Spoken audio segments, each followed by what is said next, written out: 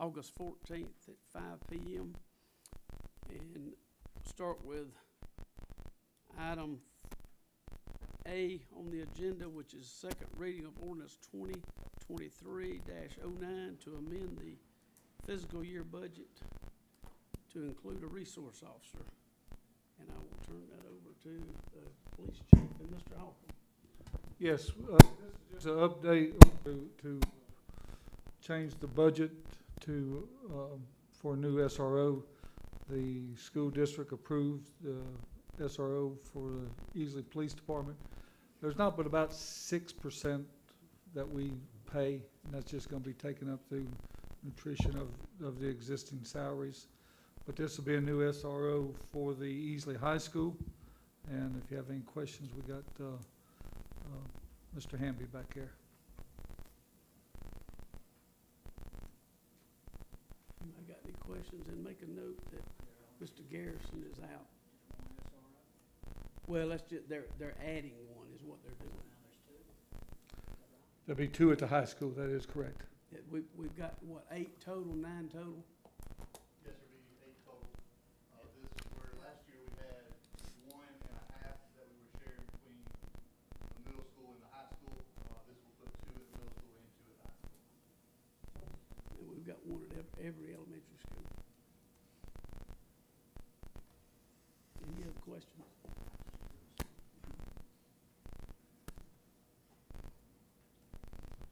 And that is second reading when that comes up at the regular meeting.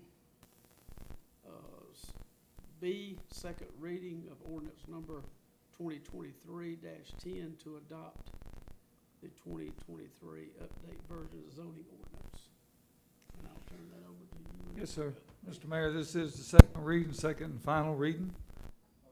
It is the adoption of the updated zone ordinance. So any questions, we do have Mario Petrio here, our city planner, and we're looking to get this done tonight. Any questions? Yes, sir. We received some emails and memos from you this afternoon. Would you comment on those, please? Sure. It was requested that we have. Be sure that microphone's on. You want to pull the booth out where you can? It was requested that we have a outside source look at the zoning ordinance to make sure it was okay. We had ACOG look at it. ACOG has been the local governmental representative for as long as I've known, which is over 30 years. They took a look at it. They were okay with it. They had one question. Really wasn't a question. It was a comment about the zoning, how we did the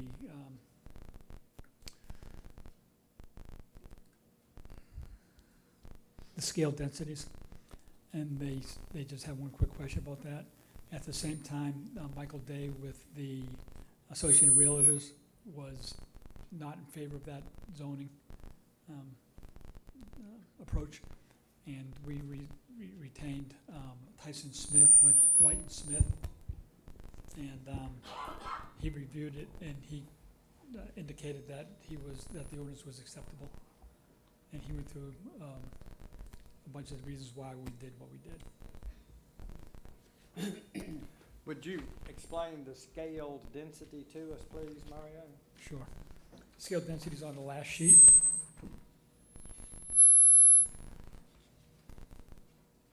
And basically what we did is, as the areas of the development grew in size,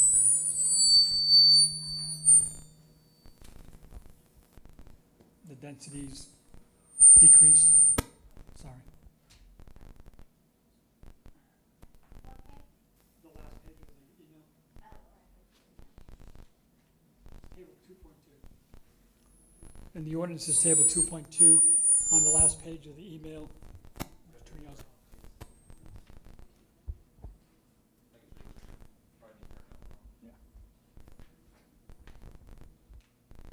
As I think that'll work better now. So as, maybe not, as the land gets bigger, the densities get less. So the realtors felt that was an appropriate method to do it. And so that's when we had Tyson Smith look at it, attorney. He looked at it and he felt it was appropriate to do it that way. What it does, the reasoning we did it was we felt that as the land gets bigger, there's more of an impact on the closer areas, on the area. So if we reduce those densities, it gave us a little more leeway in the amount of impact on those on the areas that are in question. Sort of like what the Brown Drive one is. If we had left it at 4, it would have been 96 acres times 4 instead of 96 acres times 3.25. So 3 1/4. Originally it's 4 acres for the smaller pieces. You have an impact, but it's not as obtrusive. So with a smaller parcel of land, you have greater density, That is correct. and with a larger parcel, you have less density. Correct.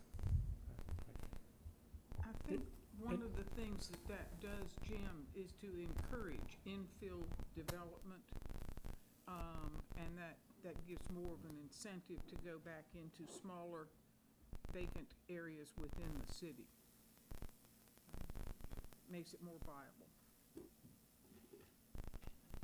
And that is another area we're looking at to try to incentivize the areas that are undeveloped within the city limits itself, or underdeveloped.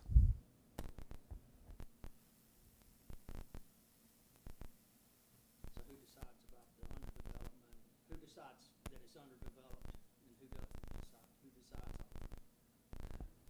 We'll look at each individually. That would be my call. City planning commission is. behind where I live? There's duplexes on 0.14 acres.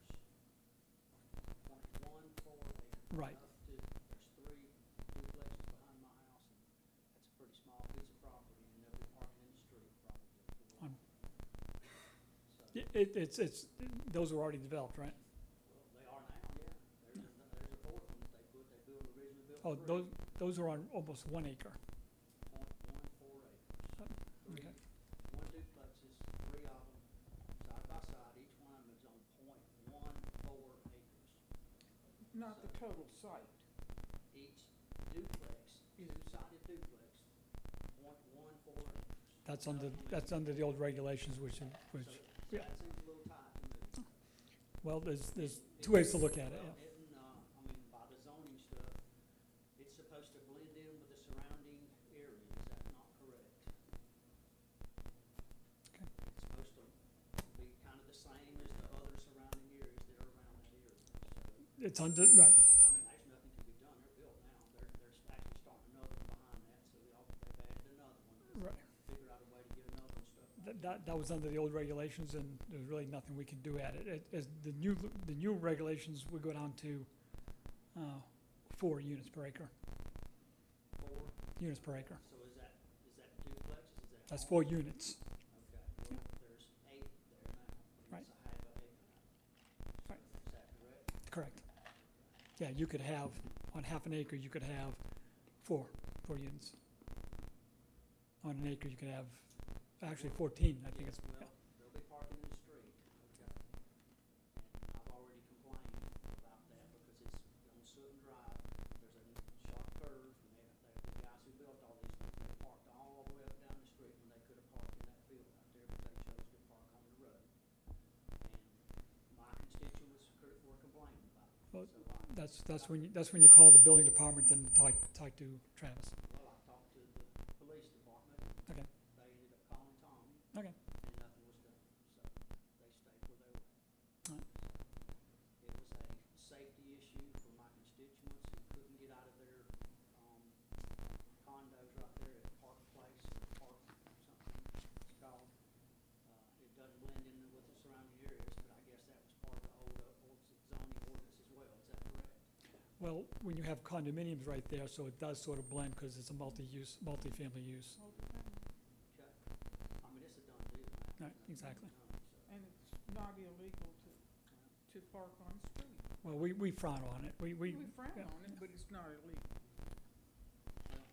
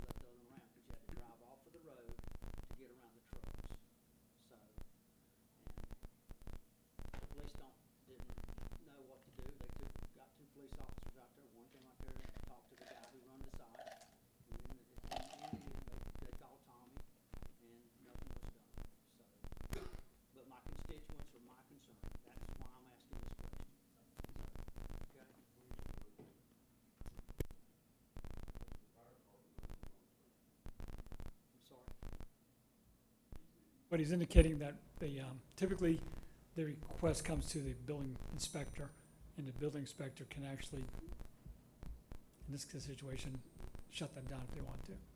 It's a little more difficult for the police to do that. Just courteous of them just to park in the field that they could have parked. Right, I understand. Side and opposite, and it was, nothing was done. You got it. Anyway.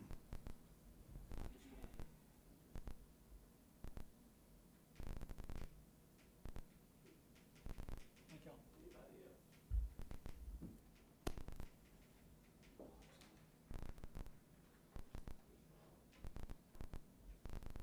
Item C, second reading ordinance 2023-01, annex approximately 53.50 acres located on Brown Drive and Sheriffville Road. Mayor Womack, Yes, someone alleged that I have a conflict of interest in voting on annexations.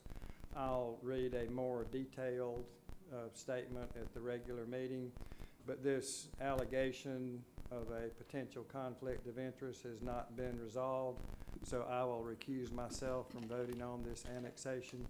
Jennifer, when you prepare the minutes, would you please underline the word alleged? Thank you.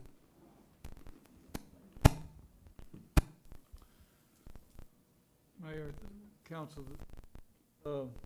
since March, we postponed this, and we told the owner of the property that July or August we would bring it back up, so this is August, and therefore this one and the next two dealing with that annexation request from the owner will be on the agenda tonight for second reading.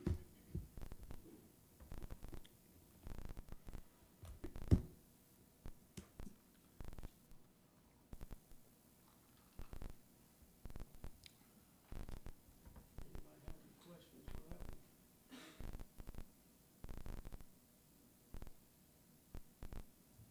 Question? The next two are the basic same ones. I think one's gonna be in Anderson County. So D is second reading of ordinance 2023-02, annex approximately 24.60 acres located Brown Drive and Sheriffville Road. I think this one is in Anderson County, correct? That is correct. If the first one, for whatever reason, would not pass, the next two would not be read because they would not be contiguous to that, to the city. So, E, Mayor, she meant same statement on these other ordinances as far as recusal. Thank you, sir. Second reading ordinance 2023-03 to annex approximately 17.80 acres located at Brown Drive and Sheriffville Road.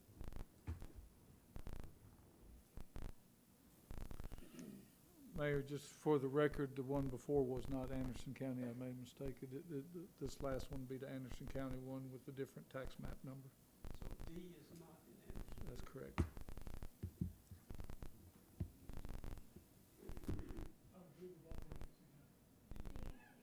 Are they both? They are. I apologize. I apologize. Okay, sorry. Things moving forward there. Okay. My bad. Any questions about that? No. Item F is first reading of ordinance 2023-11 to acquire and develop property located at 205 South Fifth Street. Yes, sir, Mayor. We bring this to you tonight for the first reading. It's a house and lot at 205 South Fifth, which is contiguous to the parking lot at West End Hall. As most of you know, West End Hall is being utilized, and that's what we wanted. The little theater is doing good.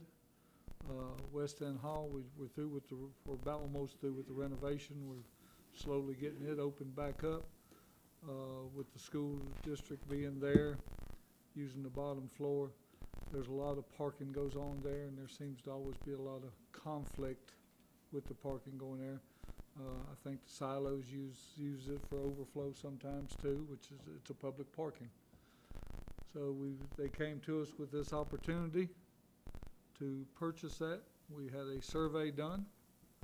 Survey came back at the 160,000 price, and that's what the owner said, that he'd go along with whatever the survey said. That would be an appraisal. Appraisal, I'm sorry, yes, appraisal. So, we're asking for $160,000 to purchase the property, and another $140,000 for development of the property, which would mean tearing the house down, taking some of them trees down, all, grading, asphalt and all, and get it connected to the, West End Hall parking as part of the parking. We've done a preliminary, we think we can get 35 to 40 more spaces. And so, what did we end up with, Mario? How much? 45? Okay. 45 spaces if everything goes good. So, we'd encourage us to, like I say, we're always getting complaints every Monday morning about parking. Especially when there's a play and something going on at West End Hall. So we'd encourage this deal. The source of funding, Source of funding, we were requesting that it come from the ARPA funds that's left over at Park Bank. There's a little over $300,000 in there. We looked, we feel that it meets the qualifications for that. And so we're requesting that it be brought from that, and that way nothing comes out of the general fund money. This one we would be able to pave, whereas we're not able to pave the parking that is closer. That is correct. We would own this one. We don't own We that one. don't own That the is other. correct. Yes, And they have requested on Yes. the other parcel that it not be paved. that is correct. How often do you have plays? They run for 3 or 4 weeks and then that's it for a good little while. Every other month. When I was there, I rode my bike through there and ride my bike through there pretty often. There's a, on that trail back behind there. And the parking lot was not full. People were at the silos. There was cars all over the place down around the silos on the sides of the road and everything. But, I ride through there quite a bit. And it is full when there's a play. But that's the only time that I've seen it full. Well, and keep in mind, West End Hall's been shut down too for the last 6, 7 months, whatever it's been. So, you know, it's tough on Friday and Saturday night. I don't mind telling you. 300,000 divided by 45, $6,000 per parking space, $7,000 per parking space. And then you have to put curbs in, right? See that curbs, and then the parking lot actually around the school building is owned by the school system, is that? We would own this part. Okay, so all the stuff around it's gonna be, and then we're gonna just own that little parking space right there. It's a lot of money. $6,000, $7,000 for parking space is a lot. It's kind of excessive, really, but anyway. Well, the silos said that they had some folks in there running for council at Thompson. You're not looking at one of them. Most of mine, the business owners that I talked to, they would let me put signs for fear of retribution, so they were scared that they'd lose their business license, so. Any more questions?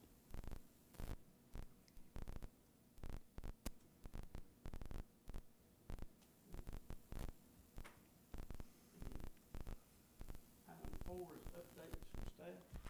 The one update that I do have, unless some other department heads has any, is from Crispin on some of the Big League World Series and the farmers market.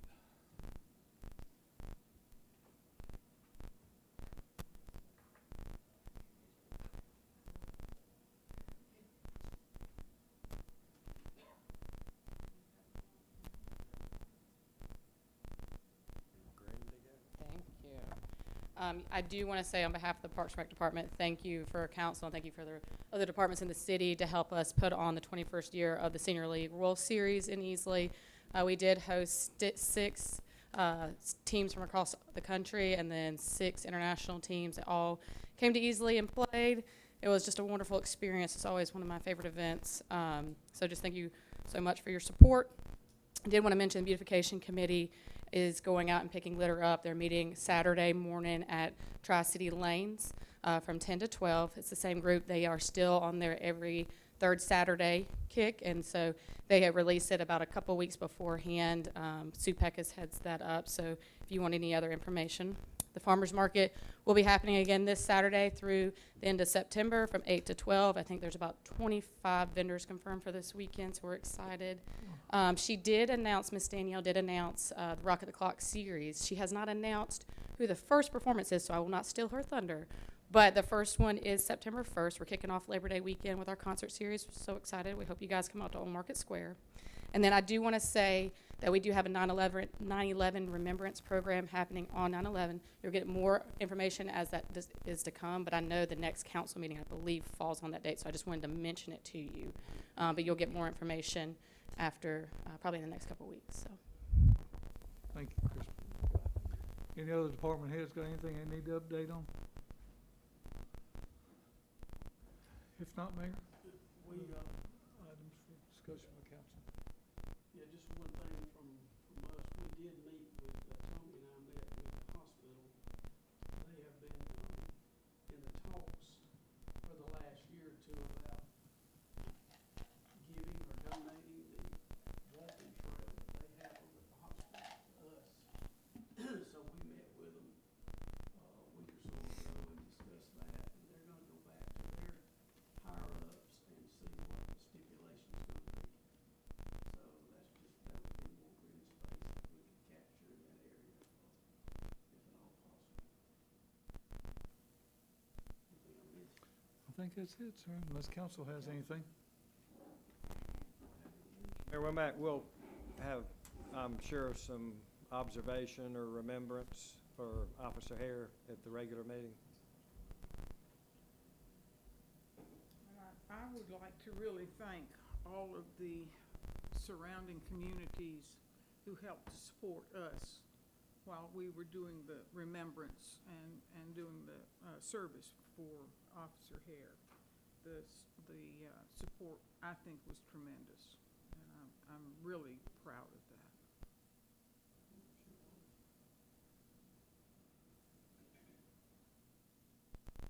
Anybody else?